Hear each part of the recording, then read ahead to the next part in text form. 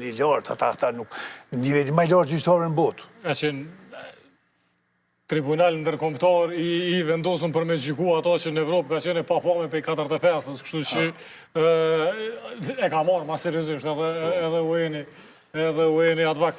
Nëse jemi ka flasim për mekanizmat ndërkombëtar, Bordi i Paqes, mbledhja inauguruse ka me janis, fjalimi Trumpit, fjalimi Edi Ramës, fjalim s'pat, Vjosa Osmani po u prezentu. Po Vjosa Osmani ka shkëlqy në Davos, në këtë konstituimin e Bordit Paqes, ndërkohë që Edi Rama sot e mori hapësirën e vet edhe vëmendjen. Aha, ti po menon që okej, janë alternu. Janë alternu pak, po m'duket. Po, çka ja vlen me përmend sa i përket Bordit Paqes, diçka që nisi fillimisht si një lloj konstrukti për gazën, po shndrohet në një lloj mekanizmi që i sfidon organizata tjera multilaterale, ose ju bën kashillëk, me thonë, kushtimisht. Gjithsesi, problemi i këtij bordi është që ka grumbullur rreth vetes në antarësinë themeluese një grumbull autokratësh, të cilët nuk është se kanë ndonjë kontribut për paqen në botë. Por pavarësisht kësaj, pjesëmarrja e Kosovës është në një lloj mënyrë edhe e kushzuar, nuk kemi na shumë fuqi negociuese për me bëu diçka kur na bëhet një ftesë e tillë.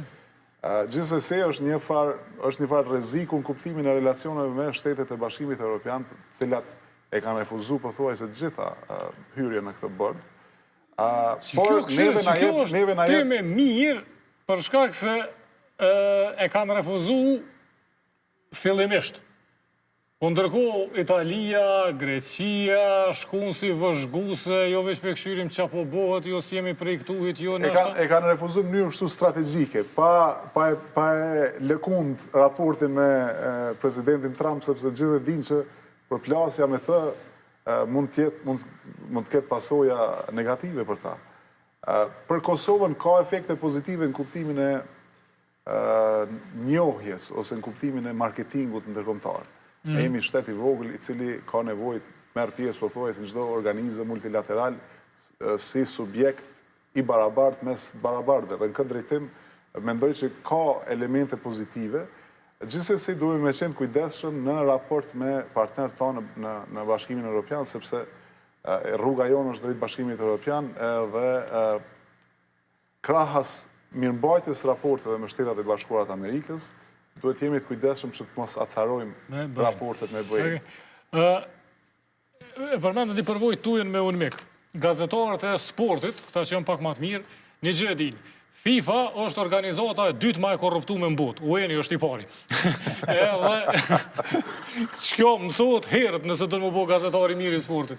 Ajo ku du dalë është Trump ka shpreh qëndrime edhe ka bo veprimet që kanë qenë pa paramenduara ma herët. Njerëzit kanë pas të lashën ashtë me organizatën botërore të shëndetësisë, po që ka shkumenja me u tërhek. Kanë pas të lashë me spedi, me UNICEF, po që ka shkumenja me u tërhek, është tërheq prej 60 e kusur agjensive.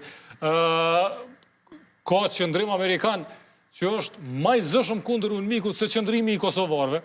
Në çdo mbledhje të Këshillit të Sigurimit për Kosovën thonë UNMIK-u do të më mshel, na e dërgojmë presidentën atje, ministrën e jashtme e tjerë. A i shdashme e po na si problem që jemi prej fillimit në qëtë bordin e Paqes, a i shdashme pasi diçka të natyrshme se UN-i s'është ka funksionan. Unë mendoj është shumë mirë që kemi marrë pjesë në këtë bord, dhe për ne është shumë mos e nevojshme me dalë edhe me dhonë kontributin tonë.